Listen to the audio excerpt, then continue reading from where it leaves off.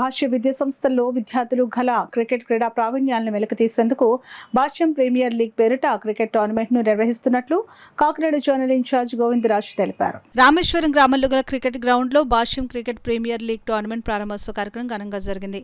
కార్యక్రమానికి ప్రిన్సిపల్ శ్రీనివాస్ అధ్యక్షత వహించగా భాష్యం విద్యా సంస్థల జోనల్ ఇన్ఛార్జ్ గోవిందరాజు ముఖ్య అతిథిగా పాల్గొని టాస్ వేసి క్రికెట్ ఆడి టోర్నమెంట్ను ప్రారంభించారు. తొలుత నిర్వాహకులు ఇరు జట్ల క్రీడాకారులను ముఖ్య అతిథి గోవిందరాజుకు పరిచయం చేశారు. అనంతరం టోర్నమెంట్ ప్రారంభమైంది. టోర్నమెంట్లో పాల్గొన్న జట్ల మధ్య పోటీ ఉత్కంఠభరితంగా సాగింది.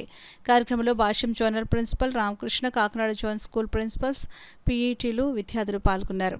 జోన్లో ఉన్న 11 బ్రాంచ్లు ఈరోజు పార్టిసిపేట్ చేయడం జరుగుతుంది. సీనియర్స్ ఈరోజు పార్టిసిపేట్ చేస్తున్నారు. దీంట్లో పాల్గొన్న బ్రాంచెస్ శాంతినగరు, విద్యుత్ నగరు, శశికాంత్ నగరు, తుని, కత్తిపూడి, పిఠాపురం, ఏలేశ్వరం, జగ్గంపేట, సామర్లకోట, రామచంద్రపురం, రాయవరం.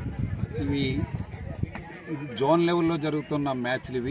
ఈ జోన్లో విన్ అయిన మ్యాచ్ని స్టేట్ లెవెల్, సెంట్రల్ లెవెల్లో జరిగే కాంపిటీషన్స్కి ఇవి మళ్ళీ పార్టిసిపేట్ చేస్తే ప్రతి సంవత్సరం స్టూడెంట్స్లో క్రికెట్ అనే దాని మీద అవగాహనతో పాటు వాళ్ళని ఎంకరేజ్ చేయడం కోసం భాష్య విద్యా సంస్థలో ప్రతి సంవత్సరం ఈ క్రికెట్ లీగ్ మ్యాచ్ అనేది కండక్ట్ చేయడం జరుగుతుంది. దీనికి అందరూ విద్యార్థులు అందరూ హ్యాపీగా వాళ్ళు సంతోషంగా వాళ్ళు ఈ క్రికెట్ మ్యాచ్ ఆడుతున్నారు. వాళ్ళలో ఉన్న శారీరక దాడుని పెంచుకోవడానికి, వాళ్ళలో క్రికెట్లో ఉన్న ఇంట్రెస్ట్ని వాళ్ళు ఫోకస్ చేయడానికి భాష్య విద్యా సంస్థలు ఎప్పుడూ సిద్ధంగా ఉంటాయి. దాంట్లో మా చైర్మన్ సార్ వీటితో పాటుగా క్రికెట్తో పాటుగా మిగిలిన kho kho, kabaddi, volleyball, throwball, girls, బాయ్స్లో కూడా జోనల్ లెవెల్ నుంచి మళ్ళీ సెంట్రల్లో గేమ్స్ ఆడటానికి కూడా ఏర్పాట్లు జరుగుతున్నాయి.